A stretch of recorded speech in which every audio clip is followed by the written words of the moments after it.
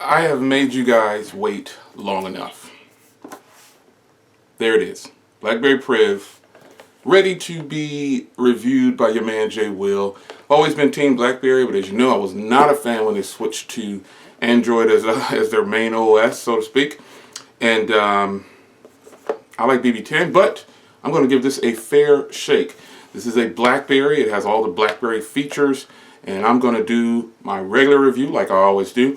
But first, this is my unboxing video, so unboxing and hands-on, I guess I'll say. So let's get into it, and let's see what I think. Alright guys, so this is BlackBerry's attempt to save the company, and they've switched to Android as their primary OS. Now, is that good or bad? I don't know. I'll let you decide. But the fact is, yes, the seal's already cut. The fact is, this is their new phone. This is the BlackBerry Priv, coming in at 5.4 inches on the display. That's 1440 by 2560, by the way. So it's got a pretty impressive display on here. The camera on the back shoots in 4K. It's an 18 megapixel camera, as you can see there. Will dual tone flash. Has 3 gigs of RAM. And the Snapdragon 808. Now, the Snapdragon 808 processor is a proven processor. The G4 runs like a champ. So I'm curious to see how this will do in this particular device. Now, I've got a 3410 milliamp hour battery in here, and that should be more than enough to power this device throughout at least a single day. This takes a Nano 7. It weighs about 192 grams, but it's well balanced. I gotta say, it doesn't feel like it's 192 grams. Comes in at 9.4 millimeters in thickness, which is perfectly fine. It's still really, really thin. It also has a curved display on both sides, so let's see if they can take advantage of that. Ships with Android 5.1.1. So this is going to be really good. It comes with 32 gigs on board, so I'm curious to see. Now, this camera does shoot at my favorite frame rate, so I'll be sure to have a video sample at 1080p at 60 frames per second. I'm super excited about that.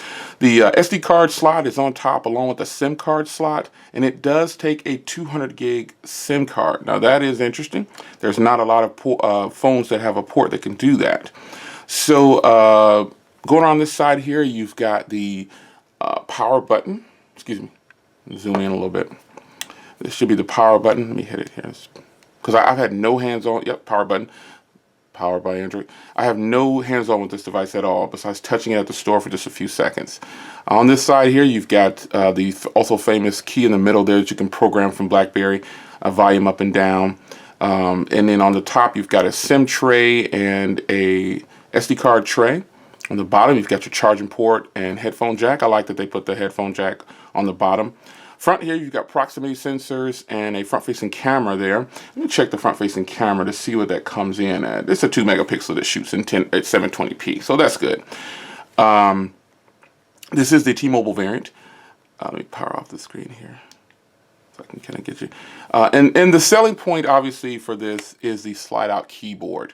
Now, the slide-out keyboard is something that, or the keyboard is something that BlackBerry is known for. Now, just at first hands-on, oh, and the speaker is along the front on the bottom here, so that should be a little entertaining. But just at first glance here, this keyboard is much smaller than the normal BlackBerry keyboard. It's even smaller than a classic, or maybe even a BlackBerry Curve, because the device is not very wide. But we'll see how that plays a part. So I'm going to pop a SIM card in here, and we're going to get the ball rolling. And I'll get it set up, and I'll be right back. All right, all set up. So I'm signed in here. This is pretty nice so far. I really like it. I've got my Edge screen set up, if you will. You can go into settings here and make adjustments to this. Honestly, I don't know that I would even use this because on my Galaxy S6 Edge, I never used it. But it's nice to have, and I think it's a little bit more intuitive on the BlackBerry Priv, obviously, because you get more options there. But pretty much, this is a stock Android device with an overlay. It's got everything that stock Android would have. You've got a lot of BlackBerry stuff on here. You've got some Amazon content, but pretty much, oh, and obviously the T-Mobile stuff, but pretty much it's just a stock Android phone with a slide-out keyboard. So the highlight of this phone to me is probably going to be the keyboard, not so much the software. It's going to be the design as well. Now I can already tell you that the design when I'm texting, it's got a little bit of wobble. It's kind of weird, but it's got some wobble when I'm using the screen, and we'll see how that plays out. But this is it, man. It seems like this phone does not run as smooth with the 808 as the G4 and other phones that have the 808. But, you know, this is just my first hands-on. But I can already tell you, I probably won't like this keyboard because I tried using it, and it is very difficult. It's kind of like the, remember the, well, from the classic, you know, you have to hit the Alt key for the numbers. You know, it's just not a fan of that. But, wait, yeah, see, I suck at this already. I don't like, this is what I like about the Passport. You don't have to use the Alt key at all. The number row appears, and, you know, now there's some tricks or something to this. You let me know. But so far, you know, the keyboard is a little cramped, but it's doable. It's doable. So I'm going to test this speaker while we're here.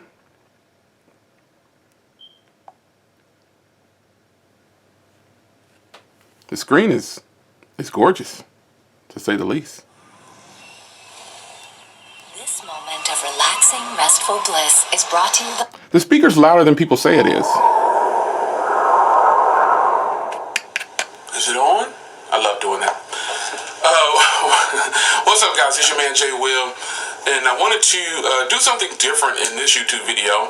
This is a little different. It's the people who I talk about in this video, they didn't know I was going to make this video, so don't think that it was planned or anything like that. But I was sitting around. Pretty good.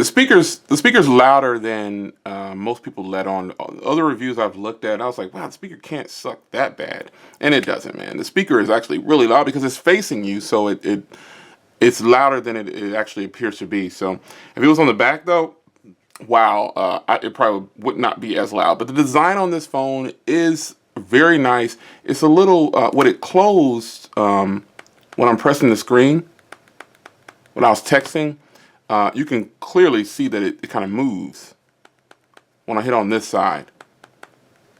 Yeah. Now, I don't know if that's like a design flaw or something like that, but we shall see. Let me grab some colorful things to take a picture of. My yellow blade ran out, guys, so I went and picked up a new pack. Got the blue, got the orange. Nonetheless, let's take a look at this camera. So you definitely have auto HDR.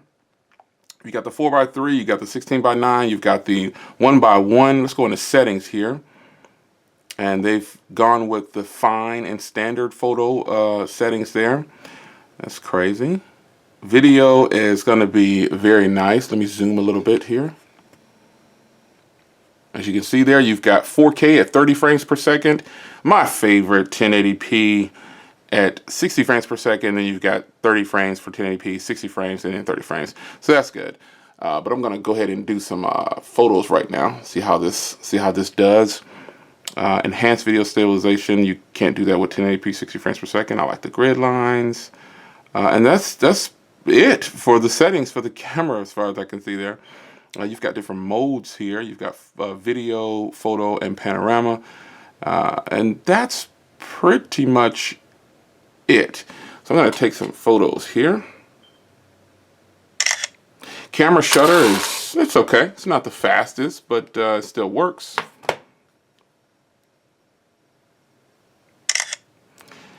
So there you have it. Let's go into the photos here. How do you get down at the bottom here?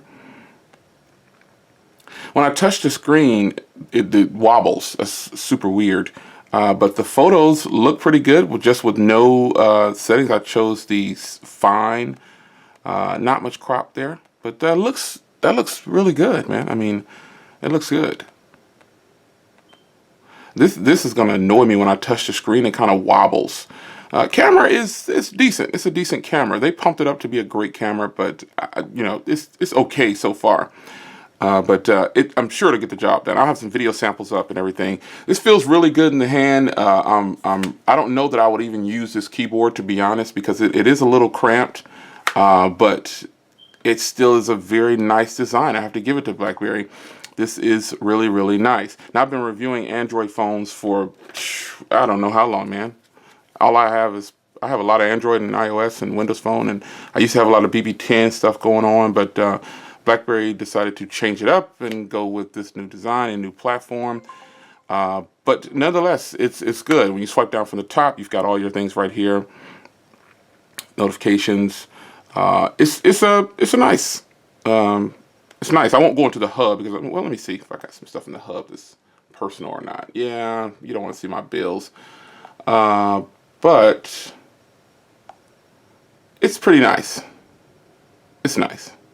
The hub is nice. So there you have it. This is my unboxing and initial hands-on for the BlackBerry Priv. I waited long enough. Shout out to James Orta for supplying me a review unit. He supported me many, many times over the course of the last 24 months. And I give credit where credit is due. I give props where it's due. So shout out to James Orta for sending the review unit over. I really appreciate it. So I'll have a nice full review for this in the next few days.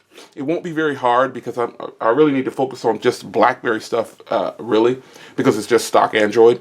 But I'll tell you what I think about it, and I'll be honest. So I'll see you guys in the next video. It's your man, Jay Will. Take care.